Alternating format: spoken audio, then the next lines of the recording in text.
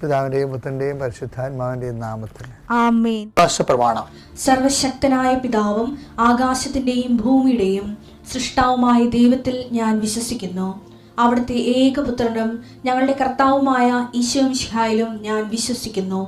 ഈ പുത്രൻ പരിശുദ്ധാത്മാവിനാൽ ഗർഭസ്ഥനായി കന്യകാമറിയത്തിൽ നിന്ന് പിറന്ന് പൊന്തിയോസ് പീലാത്തോസിന്റെ കാലത്ത് പീഡകൾ സഹിച്ച് കുരിശിൽ തറയ്ക്കപ്പെട്ട് മരിച്ച് അടക്കപ്പെട്ട് പാതാളങ്ങളിൽ ഇറങ്ങി മരിച്ചവരുടെ ഇടയിൽ നിന്ന് മൂന്നാം നാൾ ഉയർത്ത് സ്വർഗത്തിലേക്ക് എഴുന്നള്ളി സർവശക്തിയുള്ള പിതാവായ ദൈവത്തിന്റെ വലതുഭാഗത്തിരിക്കുന്നു. അവിടെ നിന്ന് ജീവിക്കുന്നവരെയും മരിച്ചവരെയും വിധിക്കുവാൻ വരുമെന്നും ഞാൻ വിശ്വസിക്കുന്നു. പരിശുദ്ധാത്മാവിലും ഞാൻ വിശ്വസിക്കുന്നു. വിശുദ്ധ കത്തോലിക്കാ സഭയിലും പുണ്യവാന്മാരുടെ ഐക്യത്തിലും പാപങ്ങളുടെ മോചനത്തിലും ശരീരത്തിന്റെ ഉയർപ്പിലും നിത്യമായ ജീവിതത്തിലും ഞാൻ വിശ്വസിക്കുന്നു. ആമേൻ. സുഖസ്ഥനായ ഞങ്ങളുടെ പിതാവേ, അങ്ങയുടെ നാമം പൂജിതമാകണമേ. അങ്ങയുടെ രാജ്യം വരണമേ. അങ്ങയുടെ തിരുമനസ് സ്വർഗത്തിലെ പോലെ ഭൂമിയിലും ആകണമേ. അന്നു വേണ്ടുന്ന ആഹാരം ഇന്ന് ഞങ്ങൾക്ക് തരണമേ. ഞങ്ങളോട് തെറ്റ് ചെയ്യുന്നവരോട് ഞങ്ങൾ ക്ഷമിക്കുന്നത് പോലെ ഞങ്ങളുടെ തെറ്റുകൾ ഞങ്ങളോടും ക്ഷമിക്കണമേ. ഞങ്ങളെ പ്രലോഭനത്തിൽ ഉൾപ്പെടുത്തരുതേ, തിന്മയിൽ ഞങ്ങൾ രക്ഷിക്കണമേ. ആമേൻ. നന്മ നിറഞ്ഞ മറിയമേ, സ്വസ്തി. കർത്താവ് അങ്ങയുടെ കൂടെ സ്ത്രീകളിൽ അങ്ങ് അനുഗ്രഹിക്കപ്പെട്ടവളാകുന്നു. അങ്ങയുടെ ഉദരത്തിൻ ഫലമായി ഈശോ അനുഗ്രഹിക്കപ്പെട്ടവനാകുന്നു. പരിശുദ്ധ മറിയമേ, തമ്പുരാന്റെ അമ്മേ, പാപികളായ ഞങ്ങൾക്ക് വേണ്ടി ഇപ്പോഴും ഞങ്ങളുടെ മരണസമയത്തും തമ്പുരാനോട് അപേക്ഷിക്കണമേ. ആമേൻ. കർത്താവേ, നിന്റെ ഉന്നതമായ നാമത്തിന് സ്തോത്രം ചെയ്യുന്നു. കർത്താവേ, നിന്റെ വിശുദ്ധ പൗരോഹിത്യത്തെ മഹത്വപ്പെടുത്തണമേ. കർത്താവേ, സഭയിലുള്ള സാന്നിധ്യം പ്രകടമാക്കണമേ. 40 വർഷം ഞാൻ അർപ്പിച്ച കൃപാനയുടെ യോഗ്യതയാണ്. കൃപാസ്ഥാനത്താറെ ജീവനോടെ പ്രത്യക്ഷപ്പെട്ട പരിശുദ്ധ അമ്മയുടെയും മാധ്യസ്ഥത്തിൽ ഈ പ്രാർത്ഥന പ്രതീക്ഷിച്ചുകൊണ്ട് ലോകം മുഴുവനും വിവിധ സ്ഥലങ്ങളിൽ ജാഗ്രതയോടെ ഇരിക്കുന്ന ഓരോ മകൻ്റെ മേലും മകളുടെ മേലും കർത്താവേ, നിന്റെ തിരുമുറുവാർന്ന വലതുകരം ആണിപ്പെടുന്ന അത്ഭുതകരം വെക്കണമെന്ന് പ്രാർത്ഥിക്കുന്നു. കർത്താവ് യാത്ര ചെയ്യുന്ന മക്കൾ, കർത്താവ് ഇൻ്റർവ്യൂ ഉള്ള മക്കൾ, കർത്താവ് പരീക്ഷ എഴുതുന്ന മക്കൾ, അനേകം മക്കൾ ആശീർവാദം വാങ്ങിച്ച് പോയിട്ടുണ്ട് പരീക്ഷ എഴുതാൻ വേണ്ടി. അവരെല്ലാം കർത്താവെ ആശീർവദിക്കണം. പരീക്ഷാ സമയങ്ങളിൽ കർത്താവെ അങ്ങ് അവിടെ കൂടെ വസിച്ചുകൊണ്ട് അവർക്ക് ചിലർക്ക് പരീക്ഷ എഴുതുന്നതിന് പ്രയാസമുള്ളവരുണ്ട്. ചിലർക്ക് ഓർമ്മ കിട്ടത്തില്ല. ഓർത്തെടുത്ത് കമ്പ്യൂട്ടറിൽ കറുപ്പിക്കാനോ വെളുപ്പിക്കാനോ പറ്റാത്തവരുണ്ട്. തീരുമാനം എടുക്കാൻ താമസം എടുക്കുന്നവരുണ്ട്.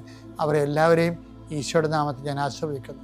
കുടുംബത്തിലെ പ്രത്യേക അവസ്ഥ കൊണ്ടും പിന്നെ ഹോസ്റ്റലിൽ അവിടെയൊക്കെ നിൽക്കുന്നവർ ഭക്ഷണമില്ലായ്മ കൊണ്ടും നല്ല ഭക്ഷണം കിട്ടാത്തത് കൊണ്ടും അവന് ഉറക്കമില്ലാത്തത് കൊണ്ടും വയറൊക്കെ മോശമായിരുന്നതുകൊണ്ടും പല ആൾക്കാർക്കും പലതരം ശാരീരികമായ പല അവശതകളും ഉള്ളതുകൊണ്ടും പല കാര്യങ്ങളെയും ബാധിക്കുകയും വേദനിക്കുകയും നിരാശപ്പെടുകയും സങ്കടപ്പെടുകയും എന്ത് ചെയ്യണമെന്ന് അറിയാൻ പാടില്ലാതെ ഒരാശ്വാസമില്ലാതെ പരക്കം പാകുകയും ചെയ്യുന്ന എല്ലാ മക്കളെയും ഞാൻ കൃപാസ്ഥാനത്താറെ ജീവനോടെ പ്രത്യക്ഷപ്പെട്ട പരിശുദ്ധമ്മയുടെ മാധ്യസ്ഥത്തിൽ നിന്നെ യേശുനാമത്തിൽ ആശ്രയിക്കുന്നു. ദൈവവേദലെ നീ അനുഗ്രഹിക്കപ്പെട്ടവളാണ്, നീ അനുഗ്രഹിക്കപ്പെട്ടവനാണ്.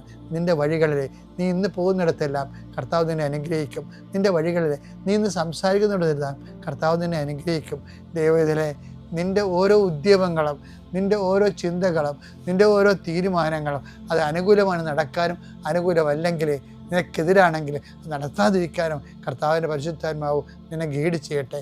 എൻ്റെ കർത്താവിൻ്റെ ഉന്നതമായ നാമത്തിൽ സഭയുടെ അധികാരത്തിൽ കുരിശിൻ്റെ അടയാളത്തിൽ ദൈവത്തിൻ്റെ ശക്തിയാൽ ഇന്ന് നീ ചെയ്യുന്ന മുഴുവൻ കാര്യങ്ങളുടെ മേൽ ദൈവത്തിൻ്റെ കൃപ ചൊരിയട്ടെ. പരിശുദ്ധ അമ്മ ദേവമാതാവ് നിനക്ക് വേണ്ടി മധ്യസ്ഥം വഹിക്കട്ടെ. പിതാവിൻ്റെയും പുത്രൻ്റെയും പരിശുദ്ധാത്മാവിൻ്റെയും നാമം. എൻ്റെ പ്രിയപ്പെട്ടവരെ, പിന്നെ ഉണ്ടല്ലോ ചില ആൾക്കാർ ദൈവമായിട്ട് ഒരു പ്രാവശ്യം ചോദിക്കും, രണ്ടാമത്തെ പ്രാവശ്യം ചോദിച്ചില്ല പിന്നെ ആ വഴിക്ക് പിന്നെ അവർ വരത്തില്ല. പ്രാർത്ഥന വലിയ കാര്യമൊന്നുമില്ല എന്ന് പറയും. അത് ദൈവത്തിന് അറിയാവുന്നതുകൊണ്ട് ഇവന്മാരോട് ഇങ്ങനെയുള്ള അണ്ണന്മാരോട് ദൈവം അത് കമ്മ്യൂണിക്കേറ്റ് ചെയ്യത്തുമില്ല. അതാണ് ഏറ്റവും വലിയ വരുന്ന വിഷയം. ഇപ്പം ചിലർക്ക് ദൈവം ചോദിക്കുമ്പോൾ തന്നെ എടുത്ത് കൊടുക്കുകയും ചെയ്യും. അത് മിക്കവാറും നശിപ്പിൻ്റെ വിത്തുകളായിരിക്കും, അത് വേറെ വിഷയം. ഇപ്പോൾ ഒരു ഉദാഹരണത്തിന് ഈ ധൂർത്തപുത്രൻ്റെ ഒരു മൂത്ത ചേട്ടനില്ലേ, നമ്മൾ ധൂർത്തപുത്രൻ്റെ പുനർവായനയുണ്ടല്ലോ, അപ്പം കൊടുത്തപ്പത്തിൻ്റെ മൂത്ത ചേട്ടനല്ലേ, ചേട്ടായി അങ്ങേര് ഇവിടെ ഇവൻ തിരിച്ചു വരുമ്പോൾ വീട്ടിലെ ഡാൻസും പാട്ടും കേട്ടിട്ട് സങ്കടം വരും അല്ലേ. ഇവരെ കൊടുത്ത കാളക്കുട്ടിയൊക്കെ ഒന്ന് അപ്പൻ മകന് നല്ല ഉടുപ്പ് കൊടുത്തു, ചെരുപ്പ് കൊടുത്തു, മോതിരം കൊടുത്തു. അവിടെ എല്ലാവരും ഭയങ്കര നൃത്താഘോഷങ്ങളൊക്കെ കഴിയുമ്പോഴാണ് തപ്പും കൊട്ടും പാട്ടും കേട്ട് ഈ മൂത്ത മകൻ വയലിൽ നിന്ന് വരികയില്ല. അപ്പോഴും അവൻ കഷ്ടപ്പെട്ട് ജോലിയും ചെയ്ത് വെച്ച് വരികയാണ്. ആ സീനൊക്കെ ഭയങ്കര ഐറോണിക്ക് ഭയങ്കര സീനാണത്. കാര്യം ഈ വീട് ചത്തുപോയിട്ട് കുറേ നാളായി, ഇത് മരിച്ച വീട് പോലെ കിടക്കേണ്ട സംഭവം. അയാൾ ഓർത്തത് അയാൾക്ക് വഴി തെറ്റിപ്പോയെന്ന് അയാൾ വിചാരിച്ചത്, ഈ മൂത്ത മകന്. കാര്യം ഇങ്ങനെ സംഭവിക്കുന്നത് നമ്മുടെ വീട്ടിലെ അങ്ങനെ സംഭവിക്കണെ കുറിച്ച് അയാൾ ചിന്തിക്കണില്ലല്ലോ. അത് ആരണ്ടൻ്റെ വീട്ടിൽ അടിയന്തരം നടക്കണമെന്ന് അയാൾ ചിന്തിച്ചത്. വന്ന് നോക്കിയോ അതിൽ എത്തിയപ്പോഴല്ലേ നമ്മുടെ വീട്ടിലാണ് ഈ വേല പടയനും മുഴുവനും. അയാൾക്ക് അപ്പം അയാളൊരു വേലക്കാരനെ വിളിച്ചു പറഞ്ഞ മറ്റേ വന്നേട്ടാ, ആള് വന്നിട്ടുണ്ടേട്ടാ. അയാൾ ആ ജീവനോടെ കിട്ടിയ അപ്പം ഭയങ്കര സന്തോഷത്തിലാണ്. കാളേക്കുന്ന് അടിയന്താ നടത്തി കണ്ടിരിക്കണ പാട്ടും ഡാൻസ്. അവൻ അപ്പം തന്നെ ഇടിവെട്ടുകൊണ്ട പോലെ കനച്ചൊരു പോലെ ഇങ്ങനെ നിൽക്കുക. അപ്പം അപ്പൻ പിരി മാറ്റി ജല്ലക്കിടക്കൂടെ നോക്കുമ്പോൾ കണ്ടു നിൽക്കണ ഒരു രൂപം കനച്ച് നിൽക്കുകയാണ്.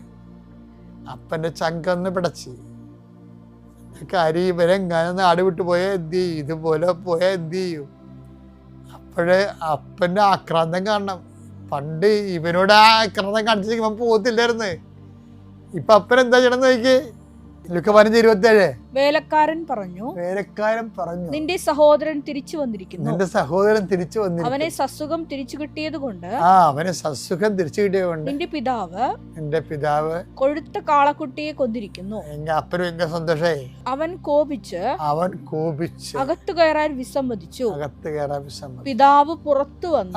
അതേതാണ് സംഭവം. പിതാവിന്റെ ലക്ഷണം മാറി. ഈ പുറത്ത് വരുത്തിലും പിറക്കം പാച്ചിലും ഒക്കെ പുറത്ത് വന്നു. പിതാവ് ലക്ഷണം പറയണ്ടേ. പിതാവ് പുറത്ത് വന്നു.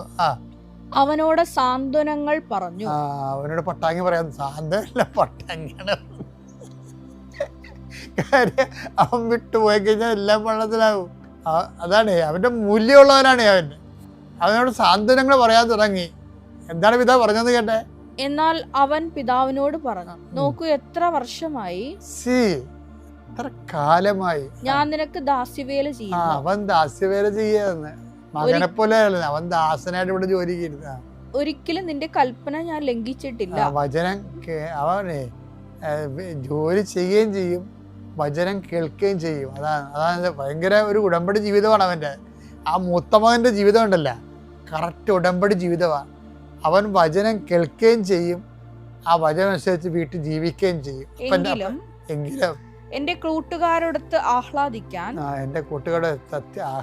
ഒരു ആട്ടിൻകുട്ടിയെ പോലും നീ എനിക്ക് തന്നില്ല. ഇതേണ്ട സന്ധ്യക്ക് ഈ അപ്പൻ ഒരു മക്കളോട് രണ്ട് തരത്തിലാണ് പെരുമാറൊക്കെ തോന്നിപ്പോകും. കാര്യം ഇത് ആട്ടിൻകുട്ടിയെപ്പോലെ ഇവിടെ കൊടുത്തില്ല.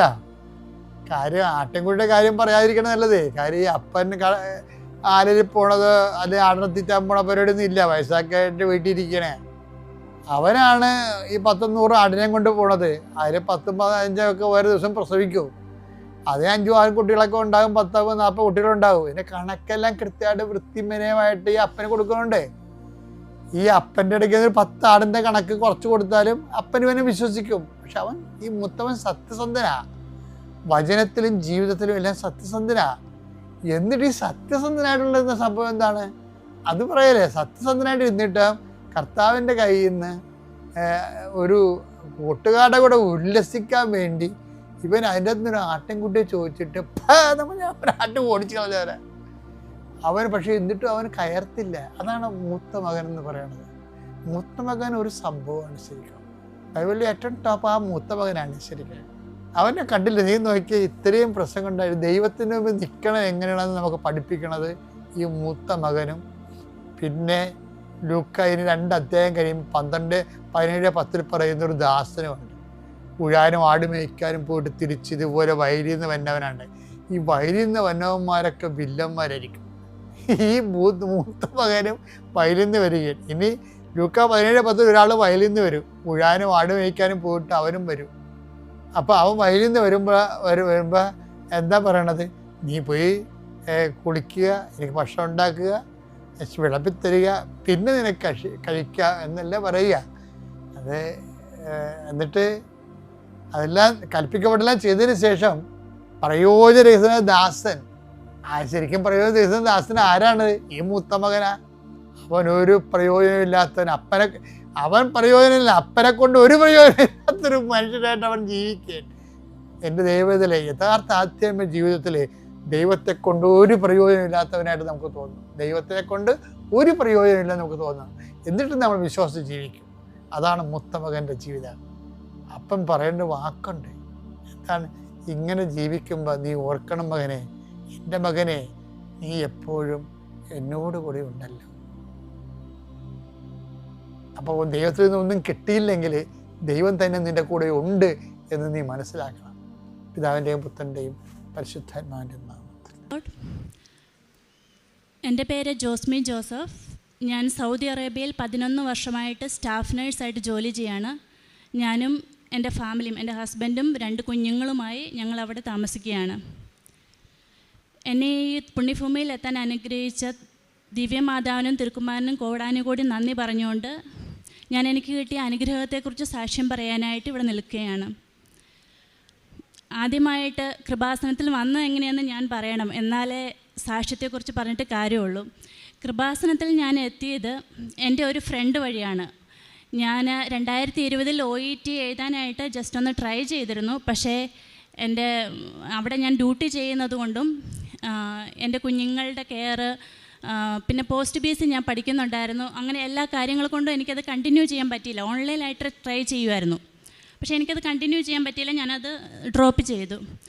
പക്ഷേ എൻ്റെ കൂടെ ഓൺലൈനിലുണ്ടായിരുന്ന ഒരു ഫ്രണ്ട്, എനിക്ക് ആ ഫ്രണ്ടിനെ അറിയില്ല.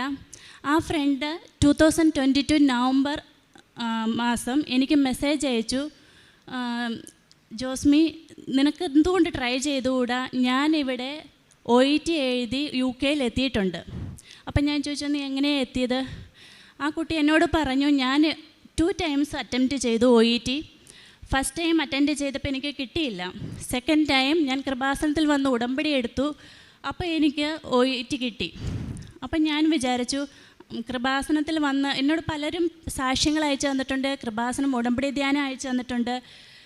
എൻ്റെ കസിൻസ്, എൻ്റെ സിസ്റ്റർ-ഇൻ-ലോ എല്ലാവരും എനിക്ക് അയച്ചു തന്നിട്ടുണ്ട്. ഞാനത് കാണാറുണ്ടെന്നല്ലാതെ എനിക്കിവിടെ വരണമെന്നോ ഇവിടെ വന്ന് ഉടമ്പടി എടുക്കണമെന്നോ ഒന്നും ഒരു ചിന്ത വന്നിട്ടില്ല.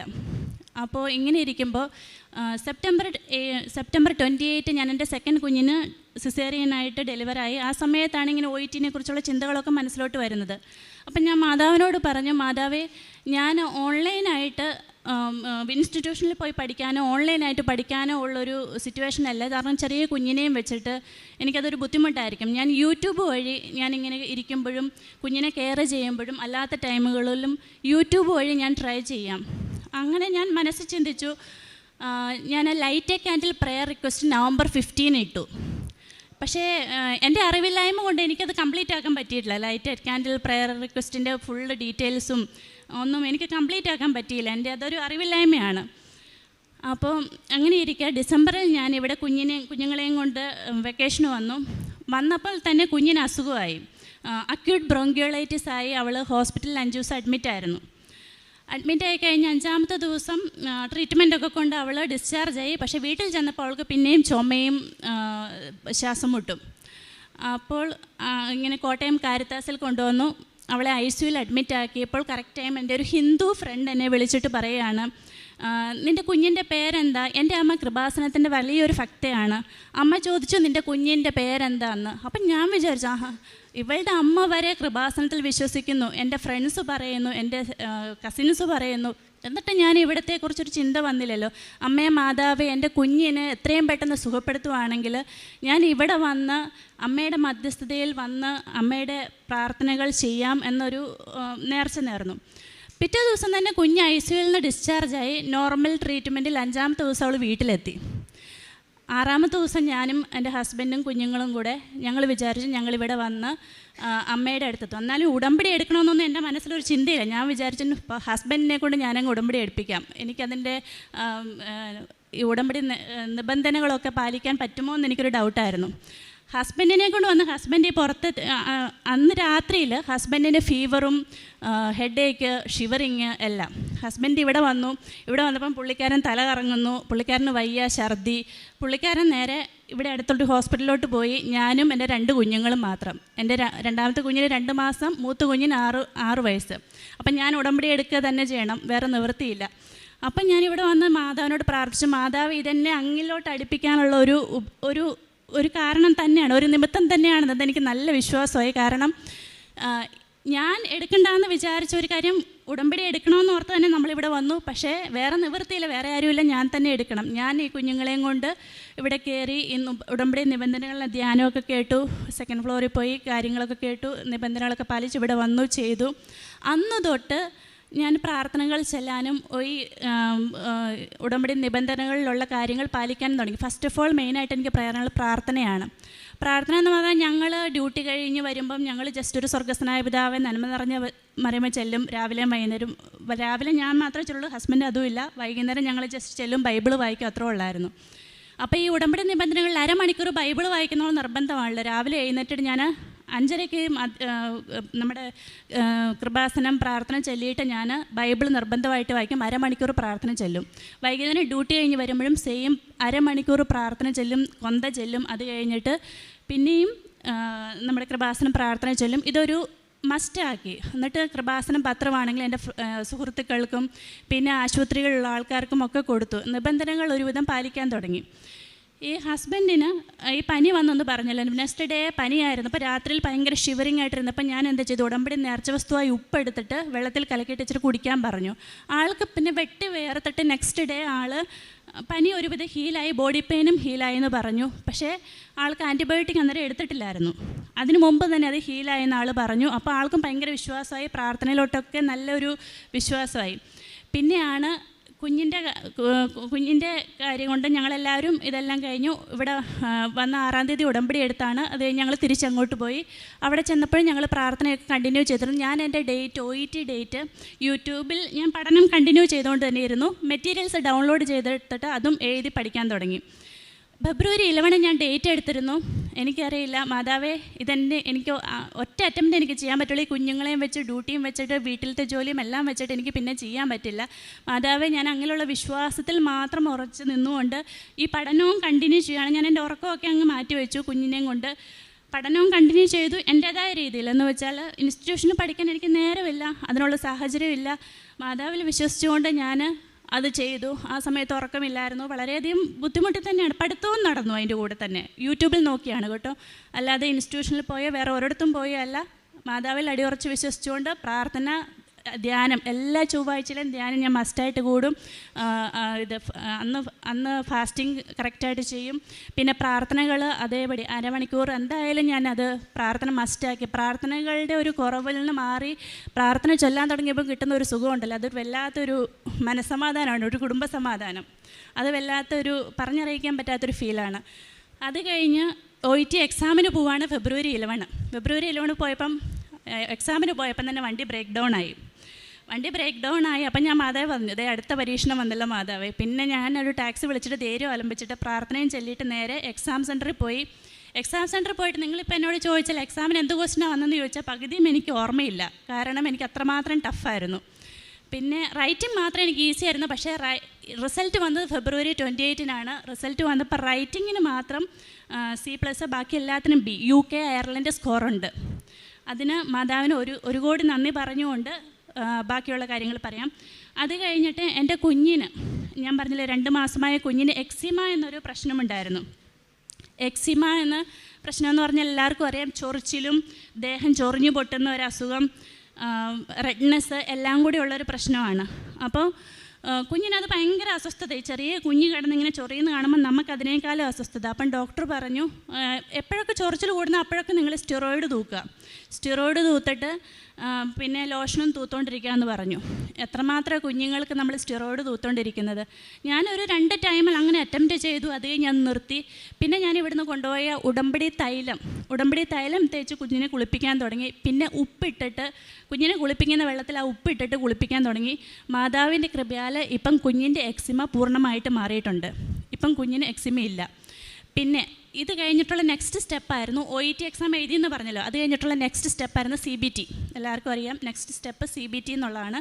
ആ CBT എക്സാം എന്ന് പറഞ്ഞാൽ ഞാൻ അതും ഇൻസ്റ്റിറ്റ്യൂഷനിൽ പോയില്ല. മാതാവിൻ്റെ കൃപയെ ഞാൻ നമ്മുടെ UK ഏജൻസിയിൽ നമ്മൾ ഒരു ഏജൻസിയിൽ പ്രോസസ്സിങ്ങിന് കൊടുത്തിരുന്നു. അവിടെ അവരെനിക്ക് ആ ഏജൻസിക്കാരെനിക്ക് മെറ്റീരിയൽസ് അയച്ചു തന്നു. പിന്നെ എൻ്റെ ഒരു ഫ്രണ്ട്, ഞാൻ പറഞ്ഞല്ലോ എനിക്ക് UK പോകാൻ ഇൻസ്പയർ ആയ എൻ്റെ ഒരു ഫ്രണ്ടോട്, കാണാൻ അറിയത്തുള്ള ഫ്രണ്ടാണ്, ഞാൻ നേരിട്ട് കണ്ടിട്ടില്ല, പക്ഷേ ആളെന്നെ ഇൻസ്പയർ ആക്കിയതാണ്. ആ ആളെനിക്ക് കുറച്ച് മെറ്റീരിയൽസ് അയച്ചു തന്നു. അങ്ങനെ ആ മെറ്റീരിയൽസ് പ്രിൻ്റ് ഔട്ട് എടുത്ത് ഞാൻ പഠിച്ചു. പക്ഷേ എക്സാം എഴുതാൻ പോയത് ഏപ്രിൽ 20 പോയപ്പോൾ എനിക്ക് വന്ന 100 ക്വസ്റ്റ്യൻസിൽ 10 ക്വസ്റ്റ്യൻസ് മാത്രമേ എനിക്ക് അറിയാവുന്ന ക്വസ്റ്റ്യൻസ് വന്നുള്ളൂ. പിന്നെയും അവിടെ പരീക്ഷണം. അപ്പം ഞാൻ എന്ത് എൻ്റെ കയ്യിൽ നമുക്ക് സെൻട്രലിലൊന്നും അലൗഡ് അല്ല. പക്ഷേ ഞാൻ എന്ത് ചെയ്യുന്നത് വെച്ചാൽ ഉടമ്പടി ഉപ്പ് എടുത്ത് ഇച്ചിരി ടിഷ്യൂവിൽ പൊതിഞ്ഞ് എൻ്റെ കയ്യിൽ വെച്ചിട്ടുണ്ടായിരുന്നു. ടിഷ്യൂ വേർക്കുമ്പം തുടയ്ക്കാനുള്ള ടിഷ്യൂ പോലെ. പക്ഷേ അതിൻ്റെ അകത്ത് ഞാൻ ഉടമ്പടി ഉപ്പ് വെച്ചിട്ട് ഞാൻ അവിടെ ഇരുന്ന് കരഞ്ഞു. സെൻട്രലിലിരുന്ന് ഞാൻ കരഞ്ഞിട്ട് വിശ്വാസ പ്രമാണം ചൊല്ലിയിട്ട് ഞാൻ ആ ഉപ്പ് താഴോട്ട് തറയിലോട്ട് കുടഞ്ഞിട്ടു.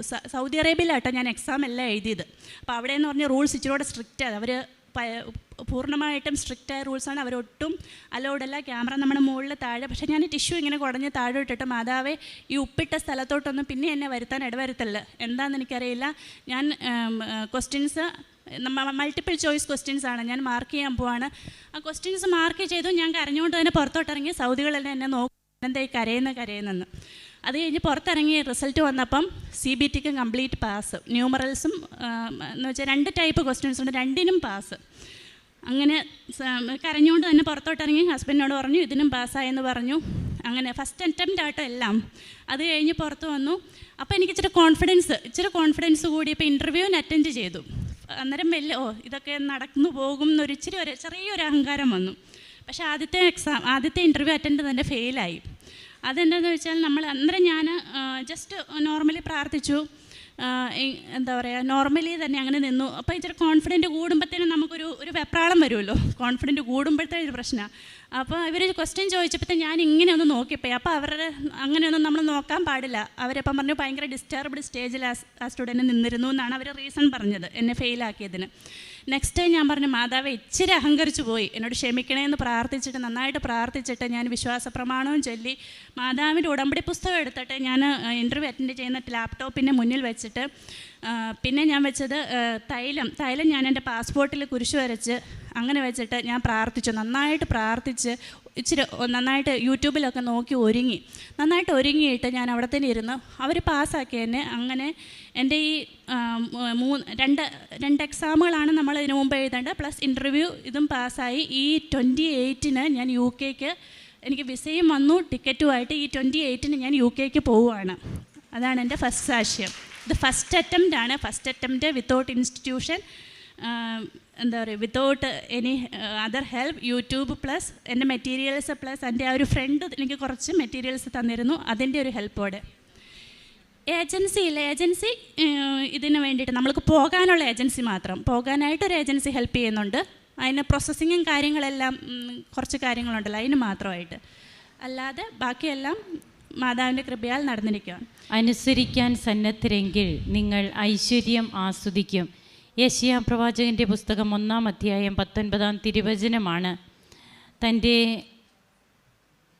ജീവിതത്തിലേക്ക് സൗദി അറേബ്യയിൽ 11 വർഷമായിട്ട് സ്റ്റാഫ് നേഴ്സായിട്ട് ജോലി ചെയ്യുന്ന ജോസ്മി ജോസഫ് പ്രാർത്ഥനയും ഒക്കെ മാറ്റി വെച്ചുകൊണ്ടുള്ള ജോലി മാത്രമായിട്ടുള്ള ഒരു ജീവിതം.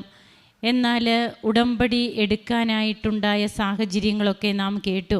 ഉടമ്പടി എടുത്തതിന് ശേഷം തിരുവചനം പറയുന്നത് പോലെ അനുസരിക്കാൻ സന്നദ്ധരെങ്കിൽ ഐശ്വര്യം ആസ്വദിക്കും. പിന്നീട് ഈ മകളുടെ ജീവിതത്തിൽ കൃപകൾ വർഷിക്കപ്പെടുന്നത് എങ്ങനെയാണ്? അതായത് തനിക്ക് ചിട്ടയായ ഒരു ജീവിതക്രമം തുടങ്ങി. അങ്ങനെ പ്രാർത്ഥനയും പ്രവർത്തനവും, തൻ്റെ കുഞ്ഞുങ്ങളുണ്ട്, വീട്ടുജോലിയുണ്ട്, തൻ്റെ ഡ്യൂട്ടിയുണ്ട്, ഇതെല്ലാമായിട്ട് ഈ മകള് പിന്നീട് OET ട്രൈ ചെയ്യുന്നു. അതും യൂട്യൂബിൽ നോക്കി സ്വയം പഠിക്കുകയാണ്, അല്ലാതെ ഒരു റെഗുലർ കോഴ്സോ ഒന്നുമല്ല. തൻ്റെ കടമകളൊക്കെ ചെയ്യണം കുഞ്ഞുങ്ങളെയും കൊണ്ട്. അങ്ങനെ ചെയ്യുന്ന ആ മകള് പൂർണ്ണമായി അമ്മയിൽ ആശ്രയിച്ചു കൊണ്ട് ചെയ്യുന്നു. അങ്ങനെ ചെയ്ത് ഇപ്പോൾ UK പോകുവാനായിട്ടുള്ള എല്ലാ കാര്യങ്ങളും റെഡിയായിട്ടാണ് ഇവിടെ വന്ന് അമ്മയ്ക്ക് നന്ദി പറയുക. തൻ്റെ മക്കൾക്ക് ഉണ്ടായ രോഗസൗഖ്യം, അതുപോലെ ഹസ്ബൻഡിന് വിശ്വാസമൊക്കെ കുറഞ്ഞിരുന്ന സാഹചര്യത്തിൽ ഇവിടെ വന്നതിന് ശേഷം ഹസ്ബൻഡിനുണ്ടായ മാറ്റങ്ങൾ, ഇതെല്ലാം നാം കേട്ട് കഴിഞ്ഞു. അതുകൊണ്ടാണ് തിരുവചനം പറയുക, അനുസരിക്കാൻ സന്നദ്ധരെങ്കിൽ നിങ്ങൾ ഐശ്വര്യം ആസ്വദിക്കുമെന്ന്. നമുക്ക് കരങ്ങളടിച്ച് ഈശോയ്ക്കും അമ്മയ്ക്കും നന്ദി പറയാം, ദൈവത്തെ മഹത്വപ്പെടുത്താം. എൻ്റെ പേര് ആൽവിൻ.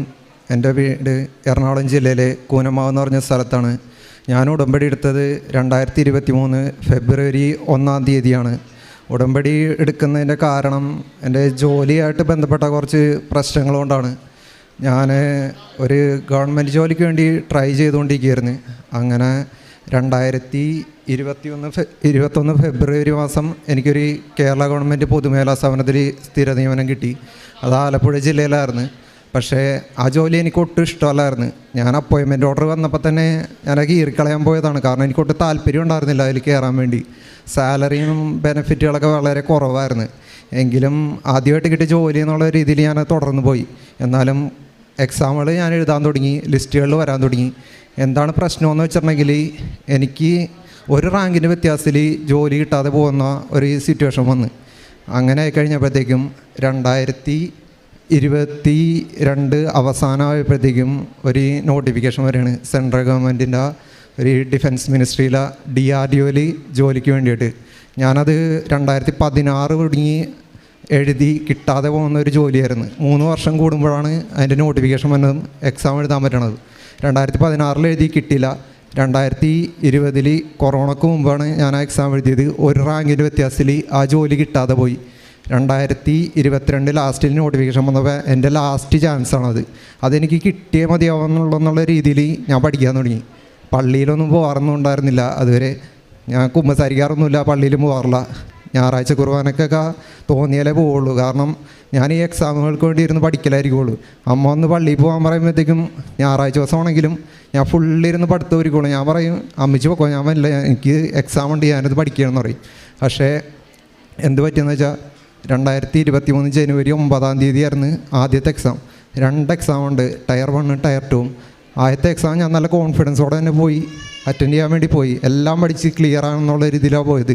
പക്ഷേ എന്ത് പറ്റിയെന്ന് വെച്ചാൽ ഞാൻ പ്രതീക്ഷിക്കാത്ത രീതിയിലുള്ള ക്വസ്റ്റ്യൻസാണ് വന്നുകൊണ്ടിരുന്നത് വെച്ച് ഞാൻ ആകെ തകർന്നു പോയി. എന്ത് ചെയ്യുമെന്ന് ഒരു ഐഡിയ ഇല്ല. ഞാൻ നേരെ എക്സാം കഴിഞ്ഞിറങ്ങി വന്ന് ഞാൻ കരഞ്ഞില്ലെന്നേ ഉള്ളൂ, അത്ര വിഷമത്തിൽ ഞാൻ പോകുന്നു. അത് കഴിഞ്ഞ് എൻ്റെ കൂട്ടുകാരനായിട്ട് ക്വസ്റ്റ്യൻസ് ഡിസ്കസ് ചെയ്തപ്പോഴത്തേക്കും ഞാൻ എഴുതിയ പല ആൻസറുകളും തെറ്റായിട്ടാണ് എനിക്ക് തോന്നിയത്. CBT ആയിരുന്നു, ഓൺലൈൻ എക്സാം ആയിരുന്നു. അതോ എന്നെ മാനസികമായിട്ട് വല്ലാതെ തളർത്തി. ഞാൻ വല്ലാത്തൊരു മാനസികാവസ്ഥയിലായിപ്പോയി. ഞാൻ എൻ്റെ വീട്ടിൽ ചെന്ന് ഞാൻ ഒരു 2-3 ദിവസം ലീവ് എടുത്ത് ഞാൻ എൻ്റെ റൂമിൽ ചെന്ന് കിടക്കുകയാണ്. എനിക്ക് എഴുന്നേക്കാനും പറ്റില്ല, എനിക്ക് ഫുഡ് കഴിക്കാനും പറ്റില്ല, യാതൊന്നും തോന്നില്ല. എനിക്ക് ഈ ഒരു അവസ്ഥയിൽ നിന്ന് എങ്ങനെയെങ്കിലും ഒരു മോചനം കിട്ടിയേ പറ്റുള്ളൂ. കാരണം ഞാൻ അത്രത്തോളം തകർന്നു പോയി. അങ്ങനെ ഞാൻ പെട്ടെന്ന് ഇങ്ങനെ ചിന്തിച്ചാണ് എനിക്കൊരു സൈക്കോളജിസ്റ്റിൻ്റെ ഒരു കൗൺസിലിംഗ് വേണം, അല്ലെന്നുണ്ടെങ്കിൽ ഞാൻ ആകെ എൻ്റെ പിടിവിട്ടു പോകും. അങ്ങനത്തെ ഒരു സിറ്റുവേഷനായി. അപ്പോൾ എനിക്കൊന്നിനും ഒരു ഡോക്ടറെ കാണാൻ പോകാനൊന്നിനും മനസ്സ് വന്നില്ല. ഞാനപ്പോൾ ഒരു ധ്യാനം കൂടണമെന്ന് ഇങ്ങനെ മനസ്സിലിങ്ങനെ തോന്നി. ഞാനങ്ങനെ യൂട്യൂബ് ഓപ്പൺ ചെയ്ത് കഴിഞ്ഞപ്പോഴത്തേക്കും അച്ഛൻ്റെ ഉടമ്പടി ധ്യാനമാണ് ആദ്യം വന്നത്. ഞാനത് കണ്ടപ്പോഴത്തേക്കും എനിക്ക് കിട്ടിയൊരു ആശ്വാസം, പറഞ്ഞറിയിക്കാൻ പറ്റാത്തൊരു സമാധാനമാണ് എനിക്ക് കിട്ടിയത് എന്താണെന്നുള്ളത്. പിന്നെ ഞാൻ അന്ന് തന്നെ ഇരുന്ന് 2-3 ധ്യാനങ്ങൾ ഇങ്ങനെ കണ്ട്, സാക്ഷ്യങ്ങൾ കണ്ട്, അപ്പോഴാണ് ഈ ഉടമ്പടി കൃപാസനം എന്നൊക്കെ ഞാൻ കേൾക്കണത്. അങ്ങനെ കഴിഞ്ഞപ്പോഴത്തേക്ക് ഞാൻ എൻ്റെ അമ്മച്ചിനോട് ചോദിച്ചു, അമ്മ ഇവിടെ ഈ കൃപാസനം എന്താണെന്ന് ചോദിച്ചു. അപ്പോൾ അമ്മ പറഞ്ഞ് അവിടെ മാതാവ് പ്രത്യക്ഷപ്പെട്ട സ്ഥലമാണെന്ന്. മാതാവിനെ എനിക്ക് ഭയങ്കര ഇഷ്ടമാണ്. കാരണം ചെറുപ്പം മുതലേ ഞാൻ മാതാവിനെ എന്താണെന്നറിയില്ല, മാതാവിനെ എനിക്ക് ഭയങ്കര ഇഷ്ടമാണ്. ഞാൻ ഞായറാഴ്ച കുർബാനക്ക് പോയില്ലെങ്കിലും എല്ലാ ശനിയാഴ്ചകളിലും വൈകുന്നേരമുള്ള നമ്മുടെ വല്ലാർവാടത്തമ്പട നൊവേന ഞാൻ മുടക്കാറില്ല. കുർബാനയും നൊവേന ഞാൻ കൂടും. അങ്ങനെ ആയി കഴിഞ്ഞപ്പോഴത്തേക്കും അതാണെന്ന് തോന്നുന്നത് എന്നെ ഇവിടെ എത്തിക്കാൻ കാരണം ഞാൻ കൃപാസനത്തിൽ മാതാവ് പ്രത്യക്ഷപ്പെട്ടാണെങ്കിൽ എനിക്കിവിടെ പോകണമെന്ന് എനിക്ക് മനസ്സിലിങ്ങനെ തോന്നി. അത് കഴിഞ്ഞ് ഞാൻ ജോലിക്ക് വന്നു കഴിഞ്ഞപ്പോഴത്തേക്കും ജോലി സ്ഥലത്തുള്ള 1-2 ആൾക്കാരെങ്കിലും എന്നോട് എല്ലാ ദിവസവും ആ ഒരാഴ്ച ഫുള്ള് 2 പേരെങ്കിലും കൃപാസനത്തെ പറ്റി എന്നോട് ഇങ്ങോട്ട് സംസാരിക്കാൻ തുടങ്ങി. അതിനു മുന്നേ ആരും എന്നോട് കൃപാസനത്തെ പറ്റി സംസാരിച്ചിട്ടില്ല. ആ ഒരാഴ്ച ഫുള്ള് ഇങ്ങനെ തന്നെയായിരുന്നു. അത് നല്ല കാര്യം ഉണ്ടാവും, മോശം കാര്യം ഉണ്ടാവും. ചിലരിങ്ങോട്ട് വന്ന് ചോദിക്കാൻ തുടങ്ങി എന്താ കൃപാസനം എന്നൊക്കെ. അന്നേരം എനിക്കറിയില്ലെന്ന് പറഞ്ഞു. അപ്പോൾ ഒരാൾ എന്നോട് പറഞ്ഞാണ് ആൽവിൻ ക്രിസ്ത്യാനിയല്ലേ, എന്നിട്ട് ആൽവിൻ അറിയാൻ പാടില്ലെന്ന്. അങ്ങനെയായി ഞാൻ കൃപാസനത്തിൽ വരാൻ തീരുമാനിച്ച് ഒരു തിങ്കളാഴ്ച ദിവസം ഞാനിവിടെ വരെയാണ്. വന്നു കഴിഞ്ഞപ്പോഴത്തേക്കും എനിക്കിതിനകത്തേക്ക് ഉണ്ടെന്നൊന്നും എനിക്കറിയില്ല, ഞാൻ ശ്രദ്ധിച്ചിട്ടില്ല. അച്ഛൻ്റെ ധ്യാനം കാണുമെങ്കിലും ഈ മാതാവിനൊന്നും ഞാൻ ശ്രദ്ധിക്കണില്ല. ഞാൻ ആദ്യം കയറി വരുന്ന സ്ഥലത്താണ് ഇരുന്നുകൊണ്ടിരുന്നത് വെച്ചത്. അത് കഴിഞ്ഞ ഒരു ദിവസം ധ്യാനം കണ്ടപ്പോഴാണ് എനിക്ക് മനസ്സിലായത്, അച്ഛനിങ്ങനെ പറയുന്നുണ്ട് കൃപാസന മാതാവ് ആഷ് കളറിലുള്ളതാണ്, സമയഘടികാരം വെച്ചാണ് പ്രത്യക്ഷപ്പെട്ടതെങ്കിൽ ഇങ്ങനെ പറയണത് ഞാൻ കേട്ട്. അപ്പോൾ ഞാൻ വിചാരിച്ച് ആഷ് കളറിലുള്ള മാതാവാണ് ഞാൻ കണ്ടേക്കണ, ആഷ് കളറിലുള്ള മാതാവിനെ അല്ലല്ല, അപ്പോൾ കൃപാസന മാതാവ് ഞാൻ കണ്ട മാതാവല്ലേ എന്ന് വിചാരിച്ച്. അത് കഴിഞ്ഞപ്പോഴാണ് എനിക്ക് മനസ്സിലായത് ഇതിനകത്തേക്ക് ഒരു സ്ഥലമുണ്ടെന്ന്. അപ്പോൾ എനിക്ക് വളരെയധികം ആഗ്രഹം തുടങ്ങി അകത്തേക്ക് വരണം, ഇവിടെ വന്ന് പ്രാർത്ഥിക്കണമെന്ന്. പക്ഷെ എന്താണെന്ന് വെച്ചിട്ടുണ്ടെങ്കിൽ അന്നേരം തന്നെ മനസ്സിൽ ആരോ പറയണേ കുമ്പസാരിച്ചൊരുങ്ങി കുർബാന സ്വീകരിച്ചാൽ മാത്രമേ നിനക്ക് അവിടേക്ക് കയറാൻ പറ്റുള്ളൂ എന്ന്. അത് വലിയൊരു ഓർമ്മപ്പെടുത്തലായിരുന്നു. കാരണം ഞാൻ 2018 അവസാനമായിട്ട് അങ്ങോട്ട് കുമ്പസാരിച്ചേക്കണത്. അന്ന് തന്നെ ഞാൻ പോയി കുമ്പസാരിക്കുകയാണ്, കുർബാന കൂടുന്നു, കുർബാന സ്വീകരിച്ച് ഒരുങ്ങിയിട്ട് ഞാൻ ഇതിനകത്തേക്ക് വന്ന് പ്രാർത്ഥിക്കുകയാണ്. എനിക്ക് ഭയങ്കര ആശ്വാസം കിട്ടി.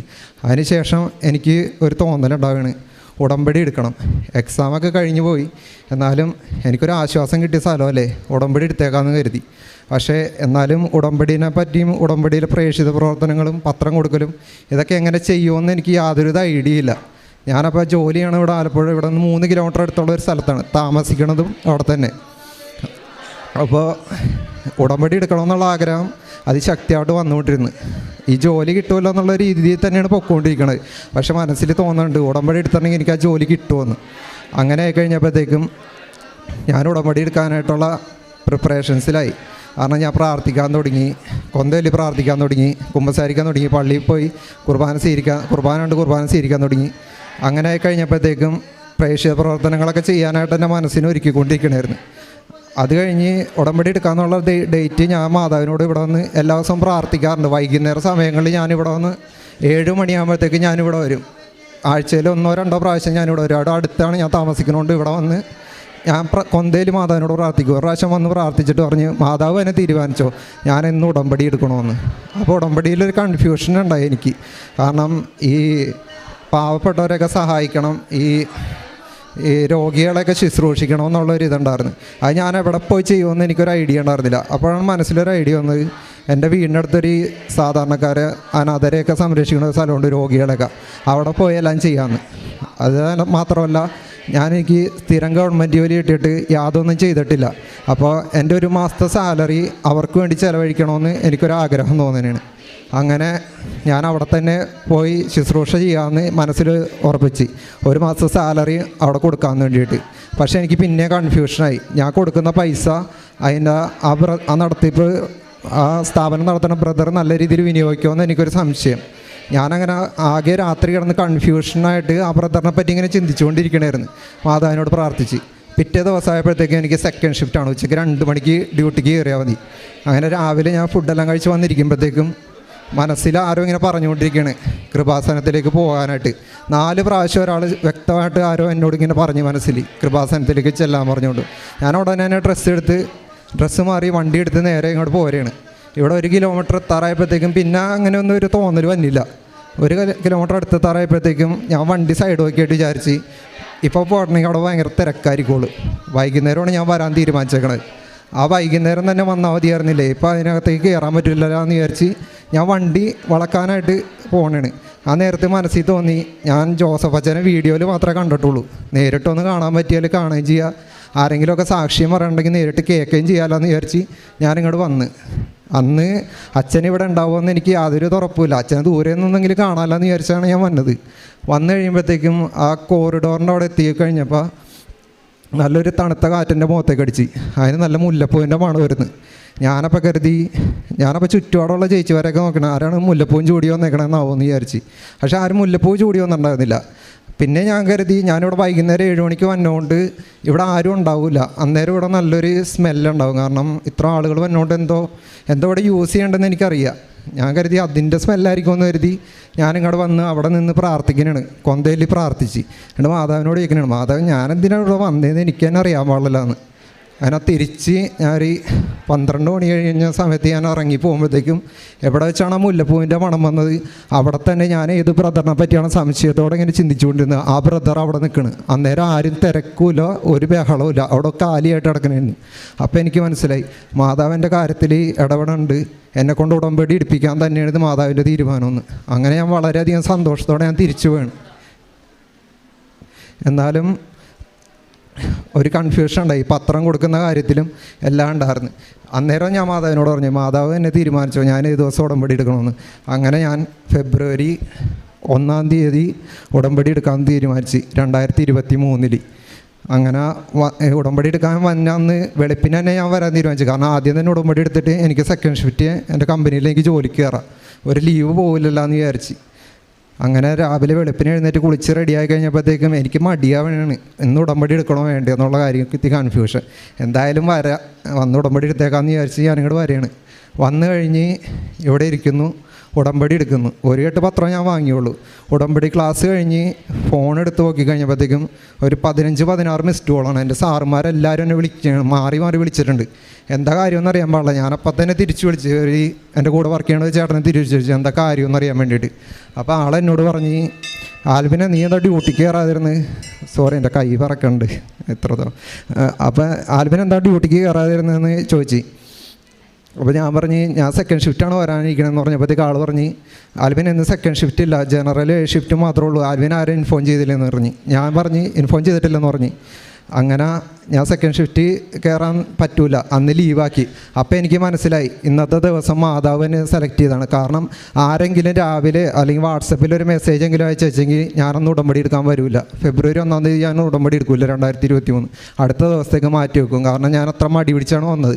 അപ്പോഴും എനിക്കൊരു ഇത് കിട്ടി, കാരണം മാതാവ് തന്നെയാണ് എന്നെ കൊണ്ട് ഉടമ്പടി എടുപ്പിച്ചെന്ന്. ആ പത്രം അന്ന് തന്നെ ഞാൻ കൊടുക്കാൻ വേണ്ടി ഇറങ്ങിയപ്പോഴത്തേക്കും ആദ്യം 2-3 പേര് വാങ്ങിയെങ്കിലും ഒരാളൊക്കെ കുറച്ച് ഇതിൻ്റെ ഒന്നും ആവശ്യമില്ലെന്നൊക്കെ പറഞ്ഞുകൊണ്ടും കളിയാക്കണ പോലെയൊക്കെ സംസാരിച്ച്. അപ്പം എൻ്റെ മനസ്സ് തളർന്ന്, ഇതെന്നെ കൊണ്ട് പറ്റുമെന്ന് തോന്നുള്ളൂ ഈ പത്രം കൊടുക്കൽ. അങ്ങനെ കഴിഞ്ഞപ്പോഴത്തേക്കും എന്താ പറ്റിയെന്ന് വെച്ചിട്ടുണ്ടെങ്കിൽ ഞാൻ മനസ്സിൽ വിചാരിച്ച് നന്നായിട്ട് പ്രാർത്ഥിച്ച് ഒരുങ്ങിയാൽ മാത്രമേ ഈ പത്രം കൊടുക്കാൻ പറ്റുള്ളൂ. എൻ്റെ ഉടമ്പടിയിൽ ഞാൻ കരുതിയത് 1 കെട്ട് പത്രം ഞാൻ കൊടുക്കുകയുള്ളൂ എന്ന് വിചാരിച്ചിരുന്ന ഞാൻ എന്നെക്കൊണ്ട് 5 കെട്ട് പത്രം കൊടുപ്പിച്ച് മാതാവ്. അതായിരുന്നു മാതാവിൻ്റെ ശക്തി. കാരണം ഞാൻ തീരുമാനിച്ച പോലെയൊന്നുമല്ല കാര്യങ്ങൾ പോണത്. ഉടമ്പടി എടുക്കുമ്പോൾ മാതാവ് എന്നെ കൊണ്ടുപോകണമല്ല. കാരണം എന്ന് വെച്ചിട്ടുണ്ടെങ്കിൽ പ്രാർത്ഥിച്ചൊരുങ്ങി ചെന്ന് കഴിഞ്ഞപ്പോഴത്തേക്കും ഞാനായിട്ട് ഉടമ്പടി പത്രം ആയിരിക്കും കൊടുക്കേണ്ട ആവശ്യമില്ല. ഓരോരുത്തർ എന്നോട് വെറുതെ കൈ പിടിച്ചുകൊണ്ട് നിൽക്കുമ്പോൾ പോലും ഓരോരുത്തർ ഇങ്ങോട്ട് വന്നിട്ട് ചോദിക്കും, ഇത് കൃപാസന പത്രമല്ല, എനിക്ക് ഒരെണ്ണം തരാമോ എന്ന് ചോദിച്ചു വാങ്ങിച്ചുകൊണ്ട് പോയി. ഞാനിപ്പോൾ തന്നെ മനസ്സിൽ ഭയങ്കര സന്തോഷമായി, എന്താണ് ഇങ്ങനെയൊക്കെ എന്ന് ഉള്ള കാര്യങ്ങൾ. ആദ്യത്തെ അനുഭവമാണ്. പിന്നെ എന്താ വെച്ചിട്ടുണ്ടെങ്കിൽ എല്ലാ ദിവസവും രാവിലെ കുർബാനക്കും കൃത്യസമയം പാലിക്കാൻ തുടങ്ങി. 5:30 മണിക്കുള്ള പ്രാർത്ഥനയ്ക്ക് വെളുപ്പിന് 4 മണിക്ക് എഴുന്നേറ്റ് കുളിച്ച് റെഡിയായി കൊന്ത ചൊല്ലി ബൈബിൾ വായിച്ചിട്ടൊക്കെയാണ് ഞാൻ പ്രാർത്ഥന ചൊല്ലണത്, പ്രത്യക്ഷീകരണ പ്രാർത്ഥനയൊക്കെ ചൊല്ലണത്. അങ്ങനെയാണ് ദിവസം 3 കൊന്ത എങ്കിലും മിനിമം ചൊല്ലും. ജോലി ഇരിക്കണ സമയമൊക്കെ ഇങ്ങനെ കൊന്ത ചൊല്ലിക്കൊണ്ടിരിക്കും. ഇതൊക്കെ എൻ്റെ ലൈഫിലെ ആദ്യത്തെ അനുഭവമാണ്. ഇനി മുന്നേ ഞാൻ പ്രാർത്ഥിക്കുക പോലും ചെയ്യാറില്ല. കുടുംബ പ്രാർത്ഥനയിൽ പോലും ഞാൻ പങ്കെടുക്കാത്ത ഒരാളായിരുന്നു. ഇങ്ങനെയൊക്കെയാണ് ഉടമ്പടിയിലായി കഴിഞ്ഞപ്പോഴത്തേക്കും ജീവിതം മാറിക്കൊണ്ടിരിക്കുന്നത്. കാരണം അങ്ങനെ പൊയ്ക്കൊണ്ടിരിക്കുകയാണ് കാര്യങ്ങളെല്ലാം. അത് കഴിഞ്ഞപ്പോൾ എന്താ പറ്റിയെന്ന് വെച്ചിട്ടുണ്ടെങ്കിൽ എൻ്റെ കയ്യിൽ കുറച്ച് പത്രങ്ങൾ കൂടി ഉണ്ടായിരുന്നു കൊടുത്തു തീർക്കാനായിട്ട്. അപ്പോൾ മനസ്സിൽ ഒരു ദിവസം ഡ്യൂട്ടി കഴിഞ്ഞ് പോകുമ്പോഴത്തേക്കും മനസ്സിൽ ഇതുപോലെ തന്നെ ആരോ പറഞ്ഞുകൊണ്ടിരിക്കുകയാണ്, റിസൾട്ട് ഉടനെ തന്നെ പബ്ലിഷ് ചെയ്യും, എത്രയും പെട്ടെന്ന് ബാക്കിയുള്ള പത്രങ്ങളും കൂടി കൊടുത്തു തീർക്കണമെന്ന്. അപ്പോൾ ഞാൻ മനസ്സിൽ വിചാരിച്ച് ശരിയാണ്, റിസൾട്ട് ഉടനെ പബ്ലിഷ് ചെയ്യുമായിരിക്കും, എത്രയും പെട്ടെന്ന് പത്രം കൊടുത്തു തീർക്കണമെന്ന്. ആ സമയത്ത് തന്നെ ഞാൻ ബൈക്ക് ഓടിച്ച് പോയിക്കൊണ്ടിരിക്കുകയാണ്, നല്ല സ്പീഡിലാണ് പോണത്. ആ നേരത്തെ തന്നെ നല്ല ഹെൽമെറ്റും വെച്ച് മാസ്കും വെച്ച് പോകണം എനിക്ക്. അന്നേരം നല്ല മുല്ലപ്പൂവിൻ്റെ മണം വരെയാണ്. അപ്പം തന്നെ ഉറപ്പിച്ച് ഇത് ഉറപ്പാണ്, ഇത് വരുമെന്ന്. പിറ്റേ ദിവസം തുടങ്ങി ഞാൻ കൊടുത്ത് തീർത്ത് പത്രം കൊടുത്ത് തീർത്തതിൻ്റെ പിറ്റേ ദിവസം എൻ്റെ റിസൾട്ട് പബ്ലിഷ് ചെയ്ത്. ടയർ 1 എക്സാം ഞാൻ ക്വാളിഫൈഡായി. മാതാവിനോട് പറഞ്ഞു, മാതാവ് എനിക്ക് ഇത്രയും മതിയായിരുന്നു, എനിക്ക് ടയർ 2 ഒന്നും ക്വാളിഫൈ ചെയ്തില്ലെങ്കിൽ കുഴപ്പമില്ല, ജോലി കിട്ടിയില്ലെങ്കിൽ പ്രശ്നമില്ല. കാരണം ഞാൻ അത്രത്തോളം ഞാൻ പഠിച്ചിട്ട് എഴുതിയ എക്സാമാണ്. അതിലെനിക്ക് കിട്ടിയില്ലെങ്കിൽ എൻ്റെ സകല കോൺഫിഡൻസും പോവും, ഞാൻ ആകെ തകർന്നു പോകും. പക്ഷെ മാതാവ് അത് എനിക്ക് നടത്തി തന്ന്. പ്രാർത്ഥന അങ്ങോട്ട് മുരുകി. സെക്കൻഡ് എക്സാം എനിക്ക് ഹൈദരാബാദ് വെച്ചിട്ടായിരുന്നു. 1 മണിക്കൂർ ടൈമേ ഉള്ളൂ. ഞാൻ അപ്പോഴും വിചാരിച്ചു ഈ 1 മണിക്കൂറിനുള്ളിൽ അങ്ങനെ എക്സാം കംപ്ലീറ്റ് 1.5 മണിക്കൂറെങ്കിലും കിട്ടാതെ കംപ്ലീറ്റ് ചെയ്യാൻ നല്ല ബുദ്ധിമുട്ടാണ്. മാതാവിൻ്റെ കാശുരൂപം കൈ പിടിച്ച് ഞാൻ പ്രാർത്ഥിച്ചിട്ടാണ് ഞാൻ ഹൈദരാബാദ് പോയത്. ഹൈദരാബാദ് ഡിഫൻസിൻ്റെ ഒരു ഓഫീസിൽ വെച്ചിട്ടാണ് എക്സാം. ഒരു പ്രശ്നം ഉണ്ടായിരുന്നില്ല. 1 മണിക്കൂറിൻ്റെ എക്സാം 40 മിനിറ്റ് കൊണ്ട് ഞാൻ നിർത്ത്. മാതാവിന് സമയത്തിൻ്റെ മേലും അധികാരമുണ്ടെന്ന് അന്ന് ഉറപ്പിച്ച്. കാരണം 40 മിനിറ്റ് കൊണ്ട് എൻ്റെ എക്സാം കംപ്ലീറ്റ് വന്ന് ഞാൻ ഒരിക്കലും പ്രതീക്ഷിച്ചിട്ടുണ്ടായിരുന്നില്ല. തിരിച്ചു വരുന്ന ഞാൻ മാതാവിനോടൊരു ബർത്ത്ഡേ ഗിഫ്റ്റ് ചോദിച്ചിട്ടുണ്ടായിരുന്നു. മെയ് 12-ാം തീയതി എൻ്റെ ബർത്ത്ഡേ ആണ്. മെയ് 12-ാം തീയതി ഞാനോട് ഉടമ്പടി പുതുക്കാൻ വന്ന് എനിക്ക് സാക്ഷ്യം പറയാൻ വേണ്ടിയിട്ട് വന്ന അന്ന് തന്നെ എനിക്ക് ഫോണിൽ മെയിൽ വരെയാണ്. എൻ്റെ സർട്ടിഫിക്കറ്റ് വെരിഫിക്കേഷൻ ബാംഗ്ലൂർ വെച്ചിട്ടാണ്. അതായത് എനിക്ക് ജോലി കിട്ടി, എനിക്ക് ബർത്ത്ഡേ ഗിഫ്റ്റും കിട്ടി. ഞാൻ എന്നിട്ട് ഉടമ്പടി പുതുക്കാൻ വന്നപ്പോഴും ഞാൻ വിചാരിച്ച് ഞാൻ എന്തിനാണ് ഉടമ്പടി പുതുക്കണേ എന്നുള്ള കാര്യം വിചാരിച്ച്. അപ്പോൾ അതിൻ്റെ കാര്യം പിന്നീടാണ് എനിക്ക് മനസ്സിലായത്. കാരണം സർട്ടിഫിക്കറ്റ് വെരിഫിക്കേഷന് പോണതിന് ഒരുപാട് പ്രശ്നങ്ങളുണ്ടായിരുന്നു, ഒരുപാട് പ്രതിസന്ധികളും. കാരണം എന്തെങ്കിലും ഒരു മിസ്റ്റേക്ക് ഉണ്ടെന്നുണ്ടെങ്കിൽ എനിക്ക് ജോലി കിട്ടൂല, ആർക്കും ജോലി കിട്ടൂല. ഡിഫൻസ് മിനിസ്ട്രി ആയതുകൊണ്ട് ഭയങ്കര സ്ട്രിക്റ്റാണ് കാര്യങ്ങൾ. അങ്ങനെ കഴിഞ്ഞപ്പോഴത്തേക്കും എൻ്റെ സർട്ടിഫിക്കറ്റ് വെരിഫൈ ചെയ്യേണ്ട ഓഫീസർ എന്നെ വിളിക്കാനാണ്. മെയിൽ വന്നത് എനിക്ക് ഏകദേശം ഒരു 10 ദിവസം ഉണ്ടായിരുന്നു വെരിഫിക്കേഷന് വേണ്ടിയിട്ട്. ഈ 10 ദിവസം ഉണ്ടല്ലോ എന്ന് ഞാൻ സമാധാനിച്ചിരിക്കണമായിരുന്നു. ആദ്യം വിളിച്ചത് ഒരു മേഡമായിരുന്നു. ആ മേഡം വിളിച്ചിട്ട് എന്നോട് ചോദിച്ച് സർട്ടിഫിക്കറ്റുകളെല്ലാം ഓക്കെ ആണെന്ന് ചോദിച്ചു, ഡോക്യുമെൻറ്റ്സ്. ഞാൻ പറഞ്ഞ എല്ലാം ഓക്കെ ആണെന്ന് പറഞ്ഞ്. ആ മേഡം ആദ്യം ഹിന്ദിയിലാണ് സംസാരിച്ചത്. അത് കഴിഞ്ഞ് ഇംഗ്ലീഷിൽ സംസാരിച്ചെങ്കിൽ ഹിന്ദി അറിയാൻ പാടില്ല, ഹിന്ദി എനിക്ക് ഒട്ടും അറിയില്ല. അങ്ങനെ ഇംഗ്ലീഷ് സംസാരിച്ചപ്പോഴത്തേക്കും ഞാനിങ്ങനെ മനസ്സിൽ മാതാവിനോട് ഇങ്ങനെ പ്രാർത്ഥിക്കാൻ തുടങ്ങി, മാതാവേ ഒരു മലയാളി ഓഫീസറാണ് എൻ്റെ വെരിഫിക്കേഷൻ ഓഫീസറെങ്കിൽ എനിക്കൊരു ഉപകാരം വരുന്നെന്ന്. അന്ന് രാത്രി വൈകുന്നേരം ഒരു 7 മണിയായപ്പോഴത്തേക്കും ബാംഗ്ലൂരിൽ നിന്ന് എനിക്കൊരു കോൾ വരികയാണ്. അത് ഒരു മലയാളിയായിരുന്നു വിളിച്ചത്. ഞാനാണ് നിൻ്റെ അഡ്മിൻ ഓഫീസർ, ഞാനാണ് നിൻ്റെ വെരിഫിക്കേഷൻ ഓഫീസർ, നിൻ്റെ സർട്ടിഫിക്കറ്റുകളെല്ലാം റെഡിയാണെന്ന് ചോദിച്ചുകൊണ്ട് വിളിക്കുകയാണ്. അന്നേരം ഞാൻ മാതാവിനോട് നന്ദി പറഞ്ഞു. കാരണം ഞാൻ ആഗ്രഹിച്ച പോലെ തന്നെ ഒരു മലയാളി ഓഫീസറാണ് എൻ്റെ സർട്ടിഫിക്കറ്റുകളെല്ലാം വെരിഫൈ ചെയ്യാൻ പോണത്. അപ്പോൾ ഞാൻ പറഞ്ഞു സർട്ടിഫിക്കറ്റുകളെല്ലാം റെഡിയാണെന്ന് പറഞ്ഞ്. ആ മെഡിക്കൽ എടുത്തിട്ട് വേണം പോകാനായിട്ട്. മെഡിക്കലിൻ്റെ കുറേ പ്രശ്നങ്ങളുണ്ടായിരുന്നു. അതെല്ലാം എനിക്ക് മാതാവ് ക്ലിയർ ചെയ്ത് തന്ന്. കാരണം എന്താണെന്ന് വെച്ചിട്ടുണ്ടെങ്കിൽ ഈ 10 ദിവസം മെയിലിൽ എനിക്ക് ദിവസം അനുവദിച്ചിട്ടുണ്ടെങ്കിലും ആ ഓഫീസർ എന്നോട് പറഞ്ഞത് നിനക്ക് ആകെ 2 ദിവസം എനിക്ക് തരാൻ പറ്റുള്ളൂ. അപ്പോൾ ഞാൻ പറഞ്ഞ് 10 ദിവസം ഉണ്ടല്ലോ വെരിഫിക്കേഷന്, 10 ഫുൾ ആ വർക്കിംഗ് ഡേയുടെ ഉള്ളിൽ വന്നാൽ മതിയില്ലെന്ന് വെച്ചപ്പോൾ ആൾ പറഞ്ഞ് അത് പറ്റില്ല, നിനക്ക് ആകെ 2 ദിവസം മാത്രമേ നിനക്ക് തരാൻ പറ്റുള്ളൂ. അതിൽ ആദ്യത്തെ ദിവസം ഉച്ച കഴിഞ്ഞുള്ള സമയത്ത്, അതായത് 1 മണി ഒടുങ്ങി വൈകുന്നേരം 5 മണി വരെ നിനക്ക് ടൈമുണ്ട്. അത് കഴിഞ്ഞിട്ടുള്ള ലാസ്റ്റത്തെ ഒരു ഫൈനൽ ഡേറ്റും പറഞ്ഞ് ആ ഡേറ്റിൽ രാവിലെ 11:30 നീ വന്ന് വെരിഫൈ ചെയ്തോളണം. ഈ 2 ദിവസത്തിൽ എപ്പോൾ ആണെങ്കിലും വരാം. ഇല്ലെന്ന് ഇതിനുള്ളിൽ നിൻ്റെ വെരിഫിക്കേഷൻ കംപ്ലീറ്റ് ആയില്ലെന്നുണ്ടെങ്കിൽ എനിക്കറിയാൻ പാടില്ല. ഞാനപ്പോൾ പറഞ്ഞ് സാർ എനിക്ക് മെയിൽ വന്നേക്കണത് ഇത്ര ദിവസത്തേക്കാണ് വന്നേക്കണത്, പക്ഷേ ഇതിനുള്ളിൽ എനിക്ക് ചെയ്ത് തീർക്കാൻ പറ്റുമെന്ന് അറിയാൻ പാടില്ല, വെരിഫിക്കേഷൻ കംപ്ലീറ്റ് ആവുമെന്ന് എനിക്ക് ഭയങ്കര ഡൗട്ടുണ്ട്. അപ്പോൾ ആൾ പറഞ്ഞ് ഈ 2 ഡേറ്റിൽ നിനക്ക് വരണമെങ്കിൽ വരാം, ഇല്ലെന്നുണ്ടെങ്കിൽ എനിക്ക് ഡ്യൂട്ടി ഹൈദരാബാദാണ്, ഞാൻ ഹൈദരാബാദ് പോവും, നീ വേറെ ആരെക്കൊണ്ടെങ്കിലും വെരിഫൈ ചെയ്യിപ്പിച്ചോ എന്ന് പറഞ്ഞ്. ഞാനങ്ങനെ ആകെ തകർന്ന്. എന്നാലും പ്രാർത്ഥനയൊന്നും കൈവിട്ടില്ല. ടിക്കറ്റ് ബുക്ക് ചെയ്ത് എല്ലാ കാര്യങ്ങളും ഓക്കെ ആക്കി ഞാൻ ആളെ വിളിച്ച് കഴിഞ്ഞപ്പോഴത്തേക്കും ആൾ മെഡിക്കൽ സർട്ടിഫിക്കറ്റിൻ്റെ കാര്യം ചോദിച്ചു. മെഡിക്കൽ സർട്ടിഫിക്കറ്റിന് അസിസ്റ്റൻറ്റ് മെഡിക്കൽ സർജൻ്റെ സർട്ടിഫിക്കറ്റാണ് ഞാൻ വാങ്ങിയേക്കണത്. ആ നിമിഷമാണ് ആൾ പറയണത് തലേ ദിവസം വെരിഫിക്കേഷൻ കൊണ്ടതിൻ്റെ തലേ ദിവസം ആൾ പറഞ്ഞ് അത് കൊണ്ടുവന്നാൽ പറ്റൂല, ഒന്നില്ലെങ്കിൽ അത് അക്സെപ്റ്റ് ചെയ്യില്ല, സീനിയർ സർജൻ്റ് തന്നെ വേണമെന്ന് പറഞ്ഞ്. ആ ഒരു സമയത്ത് എന്ത് ചെയ്യുമെന്ന് അറിയാൻ പാടില്ല. അങ്ങനെ ആകെ മാതാവിനോട് പ്രാർത്ഥിച്ച് ഞാനൊരു ഹോസ്പിറ്റലിലേക്ക് പോകണേണ്. ഹോസ്പിറ്റലിൽ പോണത് എറണാകുളം ജില്ലാ ആശുപത്രി പോകാമെന്ന് വിചാരിച്ച് ഞാൻ വണ്ടി എടുത്ത് പോകണേണ്. ജില്ലാ ആശുപത്രി പോകാനായിട്ട് വണ്ടി എടുത്ത് പോയപ്പോഴത്തേക്ക് എന്താ സംഭവിച്ചതെന്ന് വെച്ചിട്ടുണ്ടെങ്കിൽ ആരോ എന്നെ കൊണ്ട് കളമശ്ശേരി മെഡിക്കൽ കോളേജിലാണ് കൊണ്ടെത്തിപ്പിച്ചത്. കാരണം അത് മാതാവ് തന്നെയാണ് കൊണ്ടെത്തിച്ചത്. ഒരു ഡോക്ടറെ ഞാൻ കണ്ട് ആ ഡോക്ടറോട് സംസാരിച്ച് ആ ഡോക്ടർ ഒരൊറ്റ ദിവസം കൊണ്ട് തന്നെ എൻ്റെ എല്ലാ ചെക്കപ്പും നടത്തി പുള്ളിക്കാരത്തെ എൻ്റെ കൂടെ നിന്ന് ആ സർട്ടിഫിക്കറ്റ് എനിക്ക് റെഡിയാക്കി തന്നു ഒരൊറ്റ ദിവസം കൊണ്ട് തന്നെ. പിറ്റേ ദിവസം ഞാൻ പോവുകയാണ്. പിറ്റേ ദിവസം ബാംഗ്ലൂരിൽ നിന്ന് ഒരു ബുദ്ധിമുട്ടുണ്ടായിരുന്നില്ല. രാവിലെ ചെന്ന് ഇറങ്ങിയിട്ട് എൻ്റെ കുറച്ച് കോപ്പിയും ഫോട്ടോസ്റ്റാറ്റും കാര്യങ്ങളൊക്കെ എടുക്കാണ്ടായിരുന്നു. അതൊക്കെ എടുക്കണമെന്ന് അവിടെ ചെന്നപ്പോഴാണ് അറിഞ്ഞത്. അതിന് വേണ്ടിയിട്ടുള്ള ഷോപ്പൊക്കെ കണ്ടെത്താനായിട്ട് ഒരുപാട് ബുദ്ധിമുട്ടി, ഒറ്റയ്ക്ക് തന്നെ കഷ്ടപ്പെട്ട്. എന്നാലും കുഴപ്പമില്ല, ആ വെരിഫിക്കേഷൻ ഓഫീസർ എനിക്ക് വേണ്ടി അവിടെ കാത്തിരുന്നു എൻ്റെ സർട്ടിഫിക്കറ്റ് വെരിഫിക്കേ ചെയ്ത് തരാനായിട്ട്. ഒരു പ്രശ്നവുമില്ലാതെ 10 മിനിറ്റ് കൊണ്ട് എൻ്റെ വെരിഫിക്കേഷൻ കംപ്ലീറ്റ് ചെയ്ത് എനിക്ക് ജോലി കിട്ടി. 2023 ജൂൺ മാസം 19-ാം തീയതി ഞാൻ ഡിഫൻസ് മിനിസ്ട്രിയിൽ ടെക്നീഷ്യനായിട്ട് ജോയിൻ ചെയ്ത് ഇന്നേക്ക് 8 മാസമാണ്. ഞാൻ ഈ സാക്ഷ്യം പറയാനായിട്ട് ഇത്രയും വൈകിയതിന് ഈശോയോടും മാതാവിനോടും മാപ്പ് ചോദിക്കുകയാണ്. അതിന് വേറൊരു കാര്യമുണ്ട്, ഞാനിവിടെ സാക്ഷ്യം പറയാനായിട്ട് ഇങ്ങനെ മടിഞ്ഞിരിക്കുകയാണ്. എല്ലാവർക്കും അങ്ങനെയുള്ള കാര്യം നടന്നു കഴിഞ്ഞാണെങ്കിൽ പിന്നെ എല്ലാവരും ഉപേക്ഷിക്കും. കാരണം ഈ ജോലിയിൽ എനിക്ക് നല്ല പ്രശ്നങ്ങളുണ്ട്. കാരണം ഞാനൊരു മെക്കാനിക്കൽ ബാക്ക്ഗ്രൗണ്ടിലുള്ള ഒരാളാണ്. എന്നെ കൊണ്ടിട്ടേക്കണത് ഇലക്ട്രിക്കലിലാണ്. അപ്പോൾ അതിൻ്റേതായ നല്ല പ്രശ്നങ്ങളുണ്ട്. അത് മാതാവ് തന്നെ തന്നാണെന്നാണ് എനിക്ക് തോന്നുന്നത്. കാരണം എന്നെ ഒരു കംഫർട്ട് സോണിലേക്ക് എത്തിച്ചിട്ടുണ്ടെങ്കിൽ ഞാനിവിടെ വരാനോ സാക്ഷ്യം പറയാനോ നിൽക്കില്ല. ഞാൻ ഈ ഉടമ്പടി എടുത്ത് പ്രാർത്ഥിക്കുമ്പോഴൊക്കെ ഞാൻ പ്രാർത്ഥിക്കുമായിരുന്നു, എനിക്ക് ഇവിടെ വന്ന് നിൽക്കണം, അമ്മയുടെ മുന്നിൽ നിന്ന് എനിക്ക് സാക്ഷ്യം പറയണമെന്ന് ഞാൻ പറഞ്ഞാണ് ഞാൻ പ്രാർത്ഥിച്ചുകൊണ്ടിരുന്നത് വെച്ച്. അങ്ങനെ പറഞ്ഞ് പ്രാർത്ഥിച്ച് വാഗ്ദാനം ചെയ്ത് പോയിട്ട് ഇവിടെ വന്ന് സാക്ഷ്യം പറയാതെ പരിശുദ്ധ അമ്മേനെ വിടൂലെന്ന് എനിക്ക് നല്ല ഉറപ്പുണ്ട്. അതുകൊണ്ട് തന്നെയാണ് ഞാനിപ്പോൾ ഇവിടെ വന്നതും സാക്ഷ്യം പറയണത്. ഇനി ഞാനൊരുപാട് ലിസ്റ്റുകളിൽ വേറെയുണ്ട്. ഞാൻ പ്രാർത്ഥിച്ചത് എനിക്ക് കൊച്ചിയിൽ ജോലി കിട്ടണമെന്നാണ്. എന്നാലും എനിക്ക് ബാംഗ്ലൂരാണ് ജോലി കിട്ടിയത്.